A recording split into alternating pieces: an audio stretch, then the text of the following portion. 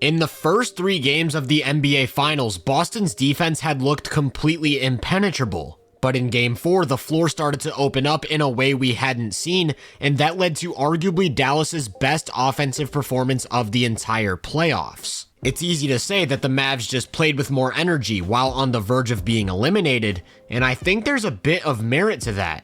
It felt like they won almost every single 50-50 ball while completely destroying Boston on the glass. Lively himself had 7 offensive rebounds. As a team, the Celtics only had 4. It wasn't just Lively though. They grabbed 12 over the first 3 quarters, and on some of these, the Celtics just looked completely defeated as they gave up second chance opportunity after second chance opportunity.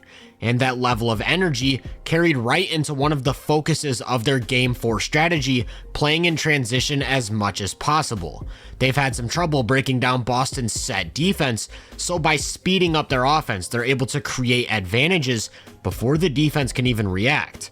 This led to some really big plays. With just 3 minutes to go in the third, Lively streaks down the middle for a huge dunk that made Mazzulla wave the white flag. On this one, Kyrie's going to try pulling up for a quick 3, and nobody tracks Josh Green diving to the rim for a putback. This was by far their best outside shooting game of the series though, making over 40% of their threes, so next time they try one in transition, it's going to drop. Not only does pace allow them to attack an unset defense, it also forces cross matches. Like here, it's Derek White who picks up Luka, and that's a big size advantage, so he uses his strength to bump his way to the rim for easy points. And that wasn't the only time this happened. Here's another one against White where he spins into a drive before going to that big shoulder bump to create separation on a finish. This one's against Holiday, and same thing, just forcing his way to the basket over and over again. It isn't only quick one-on-one attacks though, they're setting up their actions as soon as they cross half court. Here Kyrie's going to reject a high ball screen on his way to some more automatic offense in the paint, and on this one it's Luka who gets the high ball screen and he's going to use it to force a switch. Lively frees up on the roll, putting the defense in rotation, and Dante Exum ends up with a quality 3 that unfortunately got reviewed and called out of bounds. This time Luka's gonna exploit the cross match with Holiday by immediately posting up.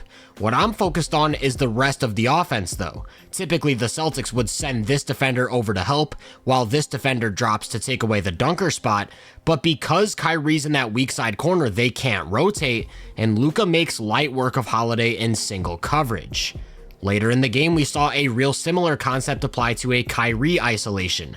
Again, they typically would send someone over from the weak side, but it's Luka in that corner and they won't leave him open, so in order to bring help, it has to come from up top, and by that time, Kyrie's already getting to a layup. I want you to look at this play from Game 1. Luka's got Hauser on him, an obvious mismatch, but he's positioned his body to guide the ball towards the middle where Jalen is waiting to take away any driving lane.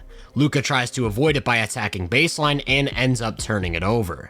That entire sequence is possible because the Celtics aren't respecting Hardy as a shooter. And all series long, a point of emphasis in their defensive strategy has been to bring help from above the break against these isolations, making role players knock down threes. So for the Mavs, the primary focus of their offense in this one was to take away that helper. One way they did that was by having all 4 of their players sink to the baseline, giving Luka the entire middle to work with. From there, he can easily find space in the mid-range. It starts with getting that initial switch. Kleber's going to set a screen to get Hauser on Luka, then they're all going to sink to the baseline, basically turning the play into a one-on-one at your local park. I don't know about you, but I like Luka's chances in these spots. That wasn't even their go-to setup for creating space though. Primarily what they did was they would put one guy in the corner on the side that Luka's isolating from while stacking 2 guys on the weak side with their best shooter Kyrie spotted up 1 pass away on the wing. What this does is it completely takes away that help at the nail, and that's because Kyrie's not only a huge threat to catch and shoot, he'll catch and drive, getting right by Holiday on his way to a layup. Here's another example. With Kyrie 1 pass away on the wing, Holiday isn't in position to help, and because the other shooter is deep in that opposite corner, Luka has a plethora of space to work with as he gets to a pull-up jumper. Luka was getting to his spots pretty much every single time, and that's because they couldn't bring help in the way they wanted to. Again, it would typically be White stepping in front of a drive, but it has to be Holiday from under the basket. That creates a 2-on-1 in the corner as Kleba frees up for a high quality 3. And so like clockwork, almost every half-court possession started like this. Luka using a screen to get the switch he wants, stacking the weak side with Kyrie on the wing, and this time Tatum's gonna be the one helping from the strong side corner, to which Derek Lively responds by hitting the first 3-point shot of his career. Just as a reference, I want to show you how different it looks when Kyrie's not on the floor. Luka uses 2 screens to get the matchup he wants, but notice how Holiday is able to just sit in the middle as he doesn't have to worry about recovering to a shooter.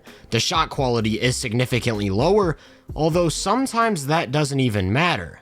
Here's one where Kyrie is on the floor, but he's in the dunker spot, not on the wing, so Holiday can load up at the nail.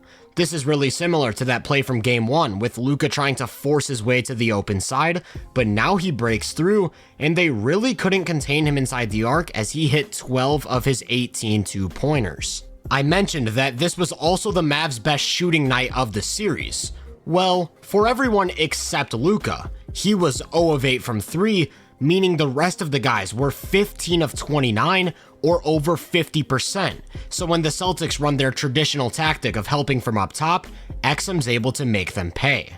Speaking of Exum, I really want to give him credit for his impact off the bench. They're trying to set up the Luka isolation, but he's being denied the ball. Remember though, the way they set up the floor takes away help in the middle, so Exum can attack on a drive himself as he gets to a layup. Everything I just said about Luka also applies to Kyrie's isolations. With Luka on the wing, Jalen's hesitant to help at the nail, and with the other 2 guys stacked on the weak side, there's no help whatsoever in the middle of the floor. Basically, what I'm getting at is that Kyrie and Luka were still playing one-on-one like in games 1 through 3, but by taking away that help in the middle, they were able to get into the paint over and over again for quality shots. Kyrie, too, struggled from 3, just 1 of 6, but he was an even better 9 of 12 on his 2s, a testament to how easy it was for them to get wherever they wanted to go inside the arc.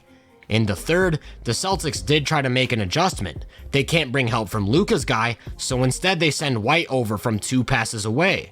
It isn't pretty, but Kyrie is able to skip it cross court, and like I said, the supporting guys were hitting all of their 3s. So Boston had to go to the source. They had to find a way to avoid the mismatch in the first place. On this one, they try a pre-switch to bring Holiday into the action, and it works well, but Kyrie decides that he's just going to shoot over the top of everyone. And I really liked this play from the third quarter where PJ knows the switch is coming, so instead of screening Kyrie's man, he screens his own man to clear out that space in the middle. Kyrie collapses the defense, finds Jones in the corner, and the offense is firing on all cylinders. So next time down, they abandon the switch, putting 2 on Kyrie, to which he hits the short roll to create a 4-on-3 advantage.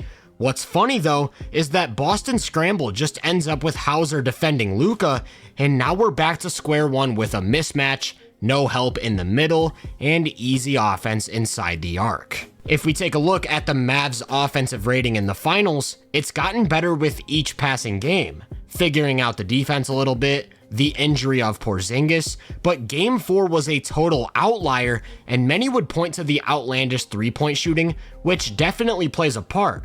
However, I think the other things played a much bigger role. The energy and offensive rebounding, their use of pace to attack an unset defense, and most importantly how they space the floor for their stars to isolate.